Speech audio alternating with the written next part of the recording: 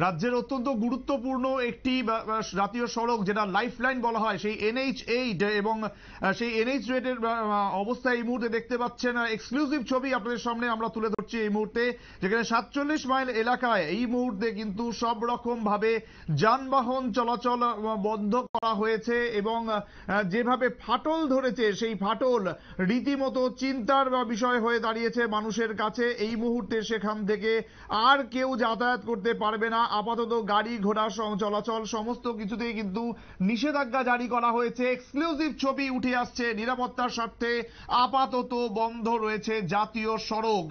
কি জানা যাচ্ছে এই বিষয়ে, সংশ্লিষ্টরা কি জানাচ্ছেন শুনুন। 40 মাইল এলাকায় কি হয়েছে স্যার?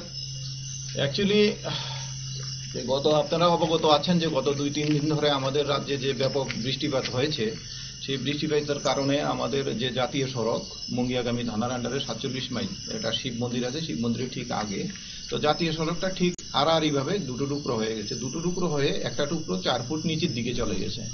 তো এটা এখন এমন অবস্থা হয়েছে, যখন আমরা দেখলাম প্রথমে একটা ক্র্যাক ধরেছিল, তখন আমরা ছোট ছোট লাইট ভেহিকেল বা বাইকগুলিকে আমরা অ্যালাউ করেছিলাম, কিন্তু যখন আমরা দেখলাম যে বিকাল 5টার পরে রাস্তার দুটো টুকরো হওয়ার পরে একটা টুকরো যেটা আমবাসার ডাইরেকশনে সেটা 4 ফুটের মতো নিচের দিকে চলে গেছে।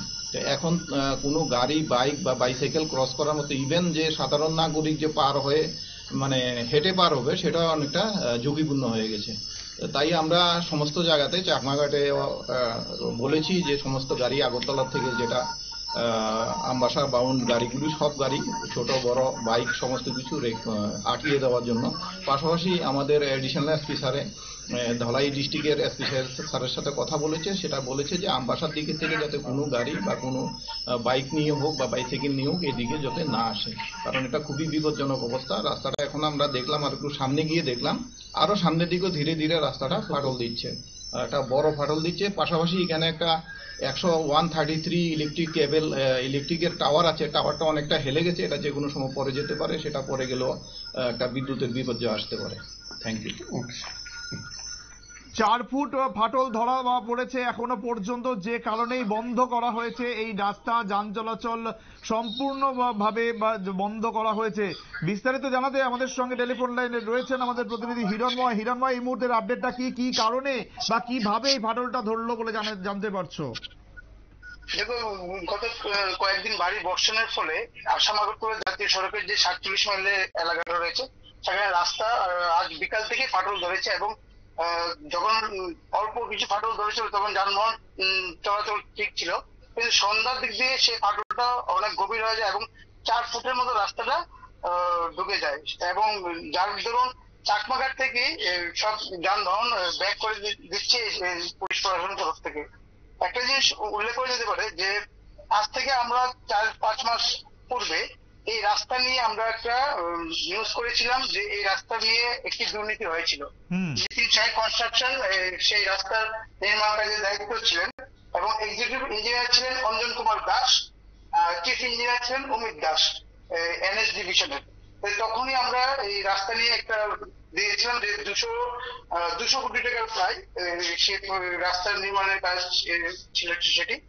তখন আমরা বলছিলাম যে রাস্তার কাজ ভালো হয়নি এবং বিভিন্ন জায়গায় রাস্তা তখন ফাটল ধরেছিল এবং সেই নিউজের পরে আমরা আবার আরেকটি জায়গায় রাস্তা যখন ফাটল ধরেছিল তখনও আমরা নিউজ করেছিলাম।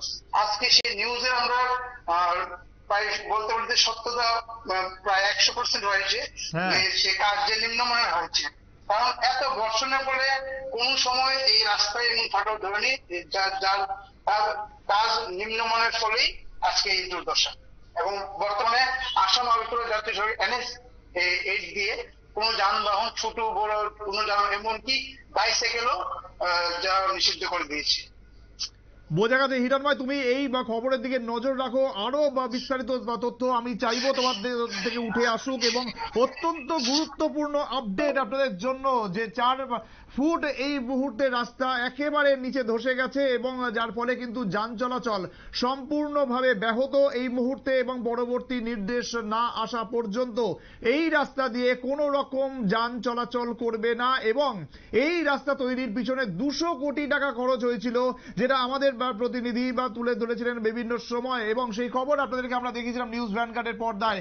সেই জায়গায় দাঁড়িয়ে এই ধরনের একটা বড় এত টাকা খরচ করার পরেও কি করে হলো, সেই সমস্ত প্রশ্ন কিন্তু থেকে যাচ্ছে, এবং সেই সমস্ত প্রশ্নের উত্তর আমাদের প্রতিনিধি আমাদের সামনে আপনাদের সামনে তুলে ধরবেন আগামী দিনে। নিচ্ছি আরো একটি ছোট্ট বিরতি, সঙ্গে থাকুন।